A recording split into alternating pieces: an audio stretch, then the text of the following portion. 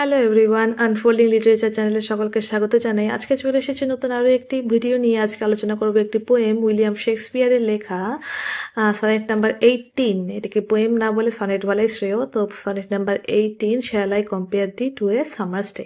তো আগে William Shakespeare কে ছিলেন তার সম্পর্কে একটু জেনে নেই চলো। তো উইলিয়াম শেক্সপিয়ার জন্মগ্রহণ করেছিলেন 1564 এবং তার মৃত্যু হয়েছিল 1616-এ। তিনি ছিলেন একজন ইংরেজি English playwright, poet, actor, often regarded as greatest writer in the English language and the world's most famous dramatist. মানে তিনি একজন ইংরেজি নাট্যকার, কবি ও অভিনেতা ছিলেন।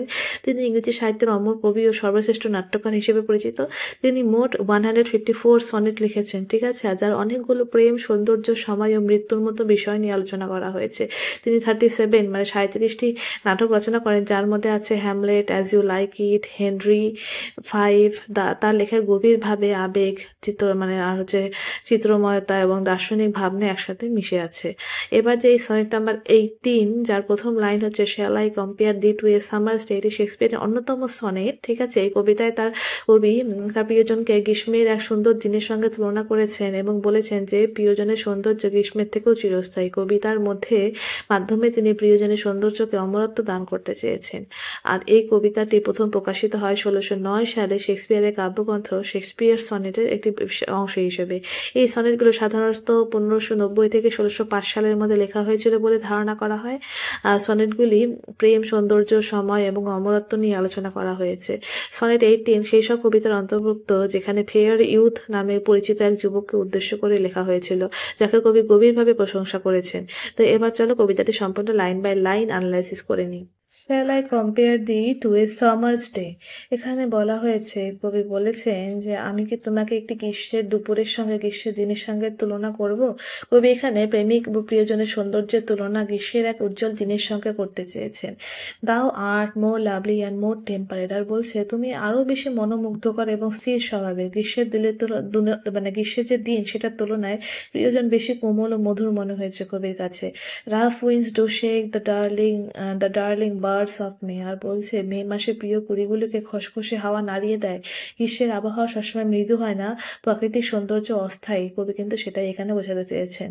And summer's lease hath all too short a date. আর বলছে এখানে এই লাইনটার কথার অর্থ হচ্ছে যে গ্রীষ্মের সবকিছুই কিন্তু খুবই স্বল্পস্থায়ী। গ্রীষ্ম ও তার সৌন্দর্য দীর্ঘস্থায়ী নয়, কিন্তু তার প্রেমিকার সৌন্দর্য কিন্তু দীর্ঘস্থায়ী। And often is his gold complexion dimmed, and even fair from fair something declines. আর বলছে যে এই যে ওর যে একটা গোল কমপ্লেকশন রয়েছে, প্রায়শই তার সোনালি রূপ কিন্তু মলিন হয়ে যায়।